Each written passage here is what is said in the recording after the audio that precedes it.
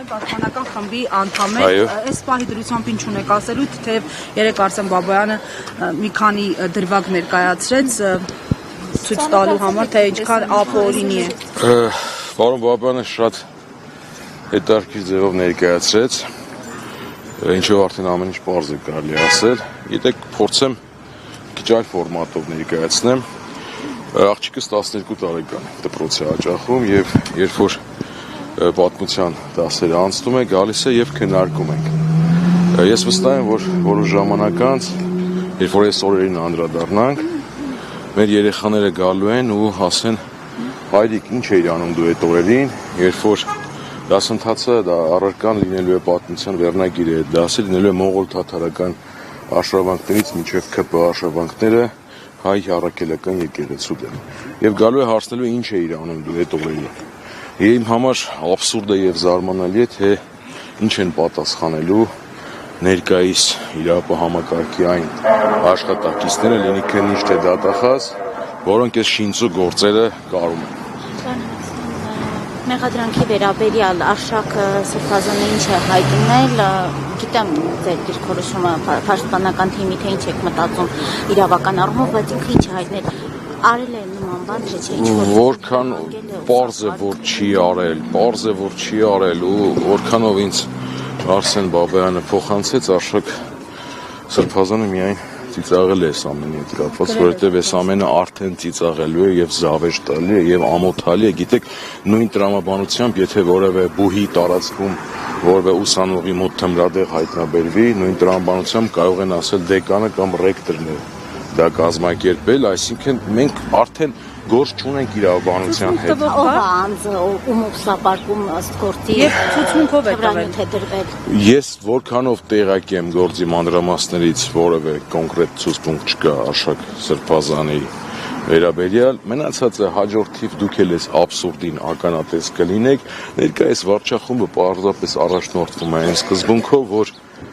անձը կա, հոդված կստեղծենք եւ Վիշինսկին կերազեր նմանատիպ աշխատակիցներ ունենալու, որ այն ինչ որ հիմա կատարում է։ Լավ, ով էր անձում ուսապարկում թմրանյութ է դրվել, ըստ մեղադրանքի դա չի կարող մեղադրանքով չլինել, էլի։ Դա 18 թվականին այդ ակցիաներ անողներից անկեղծ անազգանով չեմ հիշի անազգանով չեմ հիշի անազգանով ես չեմ հիշի անազգանով ընթացքում ամեն ինչի մասին կտեղեկանաք, բայց սենց ասեմ, էլի ձեզ իմ հորդորը, իմ խորհուրդը, այս ամենին մի վերաբերվեք որպես փաստեր, որպես իրավաբանություն, այս ամենին վերաբերվեք